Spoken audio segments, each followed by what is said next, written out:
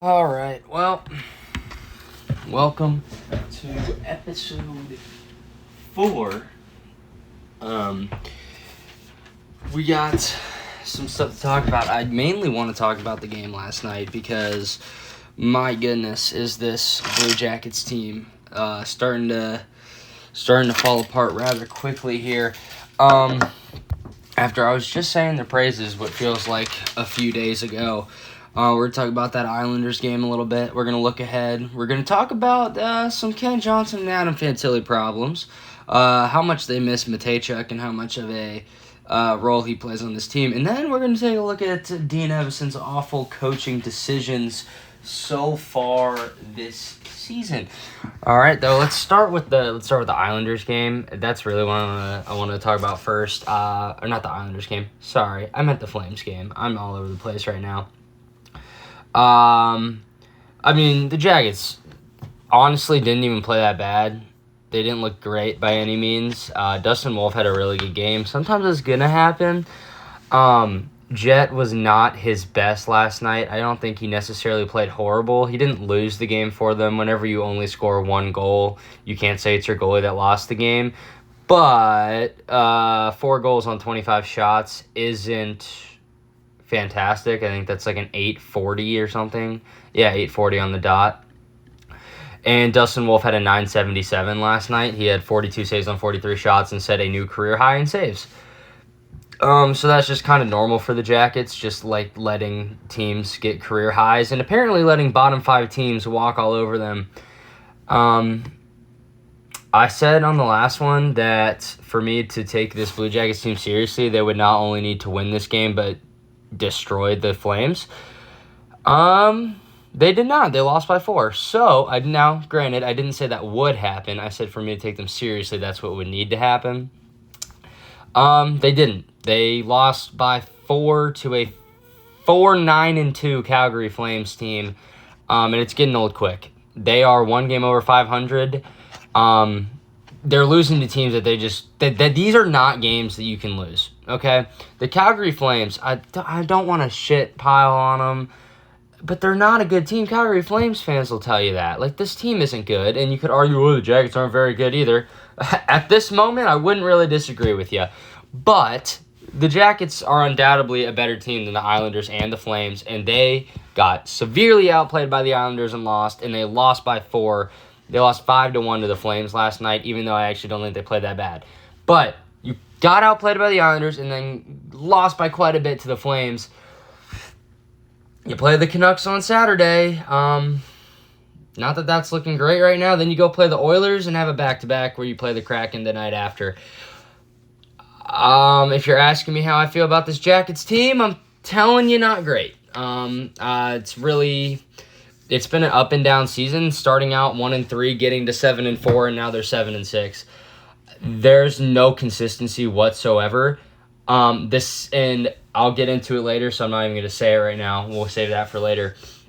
There's just no consistency with this team. Ken Johnson, man, like I said, I'll get into it later, and you're not on the best line, but dude, 4 points in 13 games, you're a 5th overall pick, dude. Like, that's like a guy that you kind of need to start playing better if you're gonna make a run this year, if you're gonna get in the playoffs. Shit, dude, Fantilli, I love the guy. He's got 6 points in 13 games right now. I know it's not all about points, but if you're telling me you notice, if you're saying you notice Adam Fantilli and Ken Johnson every night, you're lying to yourself. I didn't notice Adam Fantilli at all last night. I think Ken Johnson had a couple of decent chances. But I don't notice them. Like, they are non-factors most nights. The last time I noticed Adam Fantilli was that Maple Leafs game where he had a couple decent chances. I think he had an assist in that Islanders game. But they're non-factors. They're straight up non-factors. So I'm kind of transitioning a little quickly here because there's really not much to talk about with the Flames game. They got killed last night. So I'm going to talk about Fantilli and Johnson. These guys need to play better. And until they do, I'm going to keep ragging on them. That's unacceptable for your 3rd overall pick and your 5th overall pick. One's playing on the 4th line right now. The other has under half a point a game after scoring 30 goals last year. That just can't happen. It's unacceptable. It really is. I don't know what's going on right now, but when guys like Cole Sillinger, Charlie Coyle, Boone Jenner, I love Boone Jenner, but when these guys are above you in points, in the point category, that's not even their bread and butter. Cole Sillinger's there to play defense. Boone Jenner's there to rough some guys up and be a presence in front of the net. That's not even their job to score goals and get points, and they're still outscoring you. That's not okay. That's not okay for these guys to come in. Like, great for Boone Jenner, great for Cole Sillinger, great for Charlie Coyle, but they're playing not very well, but they're playing pretty decent right now. And the 5th overall and 3rd overall pick are nowhere to be seen. Don't even get me started on Sean Monahan. Monahan is up and down throughout his career, so I expect to see this kind of. He had a really good year last year. If you look at his career stats, it kind of makes sense that he hasn't had a great start to this season. I'll rag on him a little bit, I guess. I mean, shit. You get a breakaway last night, and you literally poke the puck right into Dustin Wolf's chest. I mean, if he doesn't save that, it's because he's got a hole through the middle of his body. Sean Monahan is completely sauceless, dude. That guy has lost whatever had him going last year. I love Sean Monahan. When I'm ragging on these guys, it's not because I don't like them. Adam Fantilli is one of my favorite players. He's lost. He's lost out there. He's not doing anything. It's not that he's like turning pucks over and looking like really bad. He's reminding me of how Matthews started the season. Now Matthews has turned it on quite a bit recently. He's got 8 goals now, but he looks lost. Like he literally looks like I don't even know what to describe him, because I mean the guy barely has the puck. This is specifically Fantilli. He barely has the puck on his stick. When he does, he's sometimes creating chances, but for the most part, him and Kent Johnson really are just getting rode into the wall and lose the puck, and it's turned over and going the other way. There's no offense being created by these two guys, and you could argue, well, one's 21 and the other's 22 or 23. They shouldn't be the ones controlling the play, and I would argue, one guy scored 30 goals last year, the other had, 36 assists or something, 30-something assists last year and 25 goals, and he only played 67 games. That guy was on pace for, one guy, Ken Johnson, was on pace for 65 to 70 points last year, and Adam Fantilli had 30 goals. Those guys know how to control the play. I don't want to hear that they're young. These guys know how to play hockey, and they are not doing it. They're not. I'm sick of watching it. You can't just, Adam Fantilli's really young. Yeah, well, Connor Bedard right now is on pace for 100 points, and Leo Carlsson, I think, has 17 points or 16 points right now. They're the same age as him. Fantilli's a year older than Connor Bedard. Now, Connor Bedard, yeah, he's supposed to be this generational talent. He hasn't been so far, but right now he's looking like it. Leo Carlsson was a shocking 2nd overall pick. It should have been Fantilli all day long. Fantilli looked like the much better pick for the first 2 years of his career. And shit, now Leo Carlsson's looking like Fantilli should have never even been drafted near him. Fantilli looks like shit. Fantilli hasn't done anything. I love the guy, but he's been such a non-factor this year, and it needs to be stated. Unreal. I'm going to move on because I can't talk about Ken Johnson and Adam Fantilli for 30 minutes. That's just not going to be good content. And I don't want this to make it seem like they're busts. They're not. One guy's already scored 30 goals and the other had a 70-point pace last year. I'm not here to tell you these guys are busts. I'm here to tell you that they are not giving their best. I'm here to tell you that they are given too many excuses. And I'm here to tell you that they are much better than they are playing. That's all I care about. They're not playing good. It's not that the puck's not going in. Sure, Fantilli gets his chances and the puck's not going in. Sometimes. But for the most part, they're just non-factors. I don't even notice them out there. So that's really what's bothering me. I'm going to move on a little bit. I'm going to talk about something that's really starting to bother me is that look ahead. Like I said, the Canucks have struggled, sure. I can't use that as something I can look forward to, playing struggling teams, because they've lost to 2 struggling teams in a row. The Canucks, Oilers, and Kraken. Kraken, I think, are first in their division, but they're a 1 game over 500, I think, and they just lost to the Sharks last night, 6-1. No, they're 6-3-4. The Kraken are actually 1 game under 500 right now, and they just lost to the Sharks 6-1. Normally, I'd be like, oh, the Jackets could come in there and maybe win the game. No. Right now, I'm betting against the Jackets every game until I see them win a game where they should win a fucking game. This is unacceptable for them to be losing to teams like this. And you could say, well, the Jackets are a pretty poverty franchise. And yeah, I'll always agree with you on that. They are. They are, and this is the reason, though. This is the reason. It is not a lack of talent thing for the Jackets, and it never has been. The Jackets have had plenty of talent over the years. Bob, that's a Hall of Famer. Artemi Panarin, that's a Hall of Famer. Like, Johnny Gaudreau, maybe not a Hall of Famer, but he was well on his way to the Hall of Fame before he signed with the Jackets. That poor man. I love that guy, dude. I can't tell you how often we need to thank Johnny Gaudreau for signing with the Blue Jackets. Who knows where this team would be if Johnny didn't sign with the Jackets in the 22-23 offseason. I'm going to take a moment to just thank him. The Jackets were so... They had no direction, right, before he signed. Getting a superstar like Johnny Gaudreau in Columbus changed how I viewed the Jackets. Maybe not how other people viewed the Jackets, but it changed how I viewed the Jackets. Bob left. Panarin left. They traded all of their players. They traded Cam. They traded all these guys to hopefully get better in the future. And you never know if it's going to happen because the Jackets can't pull the free agents. The Jackets can't seem to sign the guys long term. And Johnny Gaudreau signs here, 7 years, $9.5 million. The Devils offered him 12, and he still came here. I can't thank that guy enough. But man, were we about to screw up his career. We were about to completely demolish that poor man's career after he literally left the Flames, didn't sign with the Devils, and signed with the Columbus Blue Jackets, gave the Blue Jackets a chance, and we were on our way to destroying that guy's career. It has never been a question of talent with the Jackets. They have always had it. They've always had the talent. Adam Fantilli is extremely talented. Kirill Marchenko is maybe the most talented guy they've ever had outside of Panarin. These guys are talented. They can put the puck in the back of the net. It comes down to the front office, which, yes, is much improved. Don Waddell is a huge, huge improvement over Jarmo Kekalainen, but that's not saying anything. Jarmo Kekalainen was just fucking picking Finnish guys out of his ass to come play for the Jackets for fucking 5 years in a row. God, this team is so frustrating. And it's the front office, sure.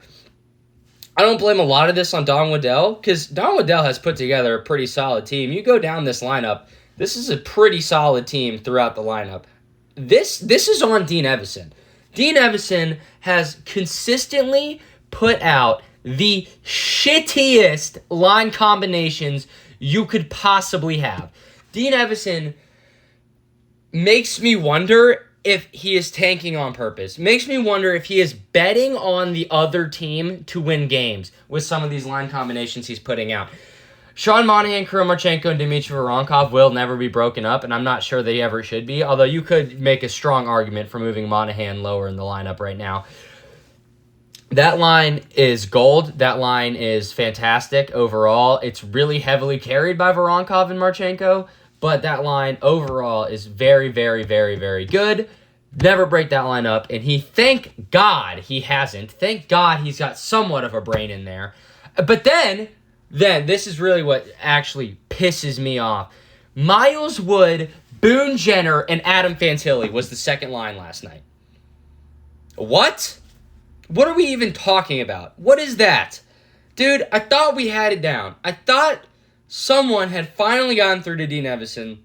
Look, maybe you should put your best players on the top lines. Maybe that's just how it should go.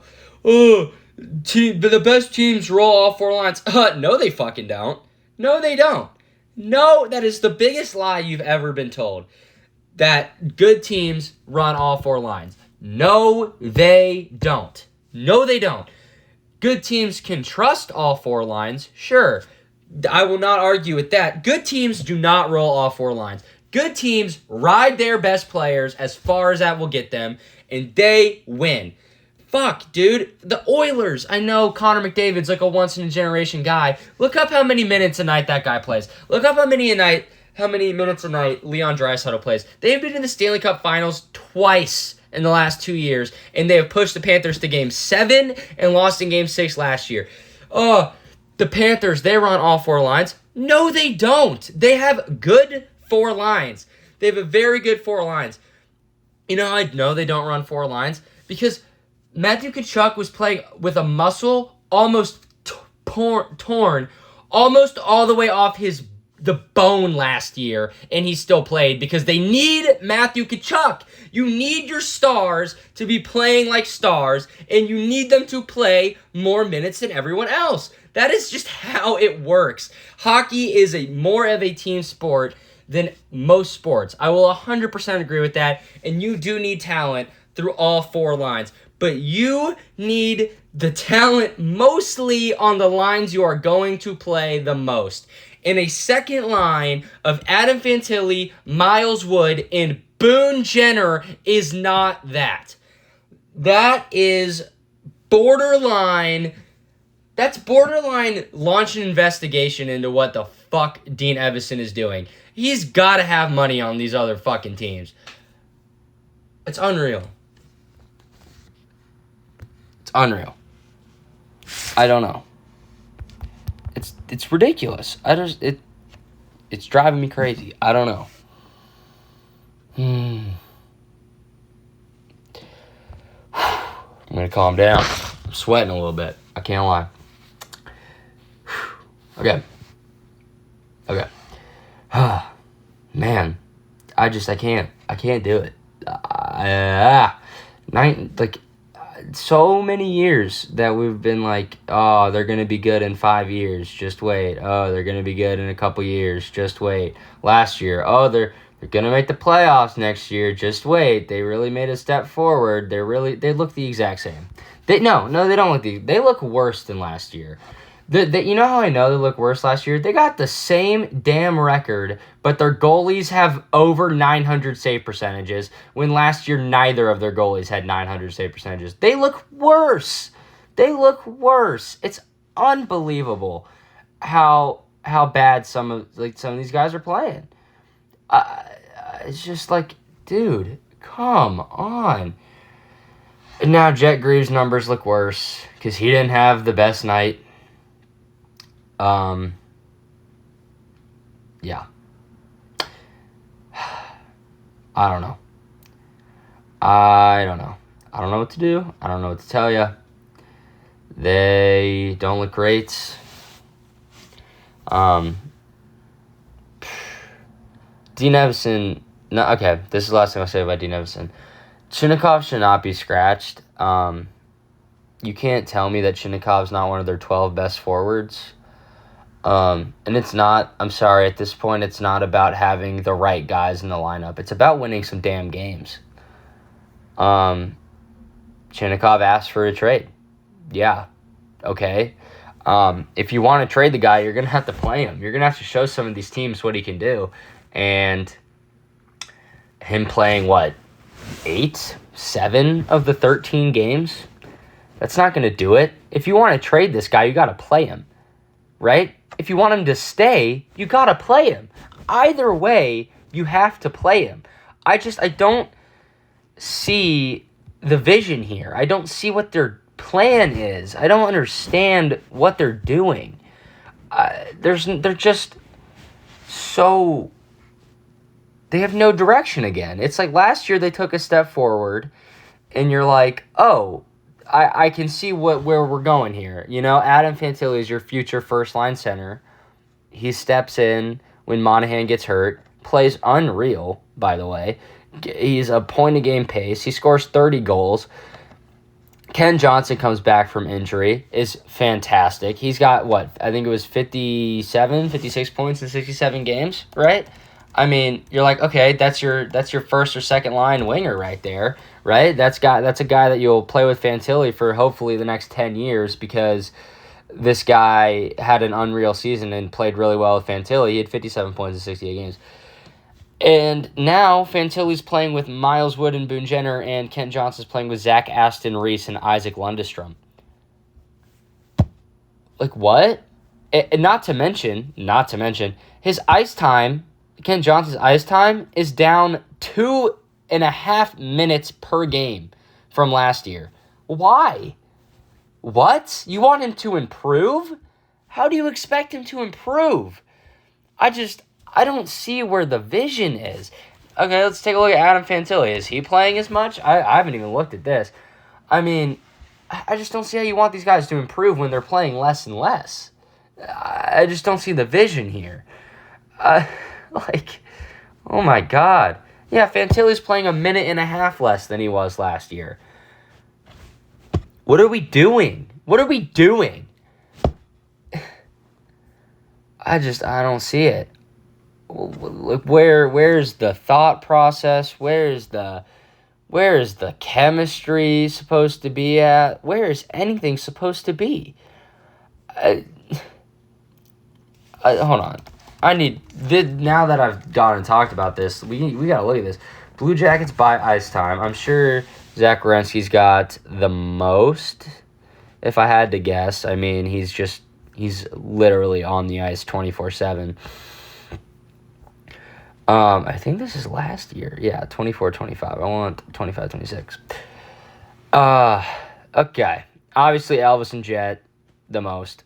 Right now, is that true? Werenski's getting 21 minutes a night. Or no, time on ice. 26 minutes for Werenski. I could have told you that. 23 minutes for Provorov. 20 minutes for Severson. 18 minutes for Matejchuk. That's the defense core. That's your top four. That makes sense. Then you get to the forwards. Marchenko, 18-13. That makes sense. He's leading the team in points. He hasn't not gotten a point, and I don't think 8 games, I think, is how long his point streak is right now. Sean Monahan plays 18:06. What a waste of 18 minutes. Dante Fabro's playing 17 minutes. He's a defenseman. I'm mainly talking about forwards here. Charlie Coyle's playing 16:46. Boone Jenner's playing 16:37. All the way down at 12th in the lineup is Adam Fantilli at 16:04. Voronkov's getting 15:32, which is ridiculous because he's playing very well also. Cole Sillinger's getting 15:32. Kent Johnson, all the way down at 15th in the lineup, is getting, 14:57. He's getting the 15th most amount of ice time out of all of the Blue Jackets right now. 13th if you take away the goalies. I don't understand how you want these guys to improve. Not to mention, look at these. Okay, the young guys, right? The young guys that are supposed to be your first round picks over the past 5 years are right now 12th in ice time. All right, take away the goalies. Adam Fantilli is 10th. 15th in ice time. Take away the goalies. He's 13th. And Chinnikov, who was your first-round pick from 2020, is getting 10 minutes a night. That is 3 first-round picks from the past 5 years. None of them are higher than 10th in ice time right now. Unbelievable. Unbelievable. I can't believe it. It's ridiculous. It's ridiculous. I don't see how these guys are supposed to succeed in any way. I don't get it. Sorry about that. Cops are going by. Sorry if you heard the sirens. It's just like, what are they supposed to do? You talk about development. We talk about the monsters, how great the monsters have been recently. None of these guys, except for, I think, because Kent Johnson got sent down for a little bit, none of these guys started with the monsters. None of these guys were supposed to ever play with the monsters. I mean, I think the only guy on this lineup within the past, 7-8 years that was drafted by the Jackets, I think Matejchuk played with the Monsters for 25 games or something like that. Kirill Marchenko may have played with the Monsters. I don't think he did, but maybe he did. But he is not a first-round pick. We're not letting these guys develop. Chinnikov, I do not believe when he was drafted, I don't think he played any games with the Monsters the year after he was drafted. If I'm 95% certain on that. We're not letting him develop. They come up here immediately. Cole Sillinger was the youngest guy in the NHL for the entire his entire first season. He was the youngest guy in the NHL. And then Fantilli immediately plays with the Jackets. I think Ken Johnson played a little bit at Michigan and then immediately played with the Jackets. These guys are not able to develop, and I guarantee you, Caden Lindstrom ends his time at Michigan State. He's immediately on the Jackets. I don't think he will play with the Monsters. I don't see it happening. The Jackets organization does not want these guys to develop with the Monsters for whatever reason. Jake Christensen played on the Monsters. I don't remember when he was drafted. I don't even know if he was drafted by the Blue Jackets, if I'm being perfectly honest with you. But they're high in talent, doesn't even get a shot to develop before they're called up to play with the Jackets, who, by the way, the Jackets have been one of the worst teams in hockey for 5 years in a row before last year. They were one of the worst teams in hockey, and they immediately call these guys up to play. Who are they playing with? Who is Justin Danforth when they're drafted? They're playing with Justin Danforth. They're playing with, I don't even know. Hold on. Let's play a fun game. We're going really off the rails for this one. This is about development today. This is all about development today. That's all I want to talk about is the development of these poor Blue Jackets prospects and these poor Blue Jackets players. Let's look up the Blue Jackets 22-23 roster when Ken Johnson was playing and when Cole Sillinger was playing. I believe Cole Sillinger would be... What was Cole Sillinger drafted? 2021. So he would be, 19 in this? And I believe Ken Johnson would also be 19. He might have been 18. Let's look it up. Or Ken Johnson might have been 20. Okay, Blue Jackets roster. Johnny Gaudreau, Patrick Laine, who only played 55 games that year. Boone Jenner, Jack Roslovic, Ken Johnson, Kirill Marchenko. That's not honestly a bad first 5 guys that I named. And then you go down the list. Eric Robinson, Adam Boquist, Gustav Nyquist, Emil Benstrom, Sean Corrali, Matthew Olivier, Liam Foudy, Nick Blankenberg, Gavin Bayreuther, Andrew Peak, Marcus Bjork. Who the fuck is Marcus Bjork? That guy played 33 games for us that year. Gavrikov, pretty good. He got traded, though. Zach Werenski only played 13 games that year. Jacob Voracek, he only played 11 games that year. Jake Bean, Justin Danforth. Who is Lane Peterson?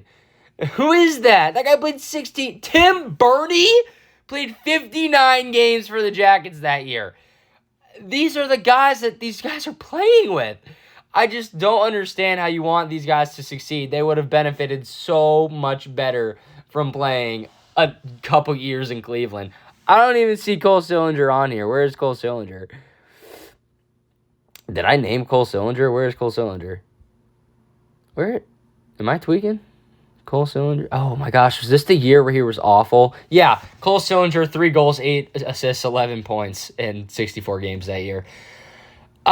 Who do you want them to play with? Johnny Gaudreau, obviously great player. Patrick Laine, the biggest one-trick pony I've ever seen. But, okay, Johnny Gaudreau, pretty good that year. 80 games played, 74 points, not bad. Patrick Laine, 55 games played, 52 points, not that bad. Boone Jenner, 68 games played, 45 points. Jack Roslovic is 4th in scoring with 44 points. Patrick Laine was 2nd in scoring that year with 52. 52! Jack Roslovic was 4th with 44. Ken Johnson was 5th with 40. These guys sucked. And these guys are who these young guys are playing with. Chinnikov played 30 games that year. Cole Sillinger played 64. Ken Johnson played 79. And Kirill Marchenko gets ice time. He plays 59 games, has 21 goals. But the Eric Robinson was 1, 2, 3, 4, 5, 6, 7, 8, 9. Wait, Eric Robinson was 1, 2, 3, 4, 5, 6, 7th. He was 7th in scoring on the Blue Jackets. Eric Robinson. Why are your young guys playing with them, right? Okay, Blue Jackets 22-23 season, not great. Let's look up the Blue Jackets 23-24 roster, which I think, if I'm remembering correctly, was even worse. Blue Jackets 2023-24 roster. All right, here we go. This is, by the way, when we drafted Adam Fantilli, okay? Johnny Gaudreau leads the team in scoring, then Zach Werenski, then Kirill Marchenko. I'm going to stop right here. Johnny Gaudreau led the team with 60 points. I think that's his worst season of all time. He still led the Jackets in points with his worst season ever. Zach Werenski only played 70 games and had 57 points, okay? That's, by the way, first on the team in scoring was 60 points. Second on the team in scoring was 57. Third was Kirill Marchenko, who had 42. Fourth was Boone Jenner, who had 35. Why are these young guys playing on the Columbus Blue Jackets? James Malatesta played 11 games. Brendan Gaunch played 24. Trey Fix-Wolansky played 11. Carson Meyer played 14. Nick Blankenberg played 12. Oh, my God. Dude, Justin Danforth played 71. I love Justin Danforth, but man. Oh, God. Alex Nylander played 23 games and had 15 points. He was very good, actually, that year. I'm just like, man, dude. Man, these poor Blue Jackets draft picks that had to play with these awful players. It's just like, God, did we ever see Fantilli play with Gaudreau? Did we ever see that? I honestly don't remember. It's just like, if they weren't playing on this first line with Gaudreau, who were they playing with, right? If Marchenko, Voronkov, Sillinger, and Fantilli, Johnson, if they weren't playing with Johnny Gaudreau, they're playing with nobodies. They're literally playing with nobodies unless they're playing with Johnny Gaudreau that year. I just don't understand how these guys were ever meant to succeed in this lineup. And then you go to this year, last year, the 24-25 Blue Jackets, that I honestly think has a better roster than this year, other than the goalies. The 24-25 roster is I think the best roster they've had in a while. By far. I don't think this roster is as good as last year's. Zach Werenski, 82 points in 81 games. Kirill Marchenko, 74 points in 79 games. Ken Johnson, 57 points in 68 games. Sean Monahan, 57 points in 54 games. Adam Fantilli, 54 points in 82 games with 31 goals, by the way. Dmitry Voronkov, 47 points in 73 games. James Van Riemsdyk, 36 goals in 71 games. Cole Sillinger, 33 points in 66 games. This team wasn't even healthy last year, and they would smoke the team that is playing this year. This is unreal. I'm getting angrier and angrier as I talk. This is going completely off the rails. I've gone for 32 minutes just complaining about the development and the rosters that these guys have been put in. Yeah, I don't know. Something needs to change. I don't like, by the way, I haven't talked about this at all year. Look at Del Bel Blues. Why is he not with the fucking Columbus Blue Jackets right now? Why is he in Cleveland? Why in the world is he in Cleveland? This makes no sense why he's in Cleveland. Luca Del Bel Blues should not be on the Cleveland Monsters right now. Unreal. I can't do this anymore. If they win in Vancouver, it will be through pure willpower to somehow get by Dean Evason's awful line combinations. They'll win by pure skill if they somehow win that game. Or Dean Evason will change the lines back to what they were on, I don't know, a 4-game winning streak? Something like that, maybe? Maybe he should go back to the lines where they were on a 4-game winning streak? By the way, they hadn't lost with those lines yet. He just decided to change them. I don't know why. Who fucking knows? He's Dean Evason. He just does whatever the fuck he wants. That's all I got for now.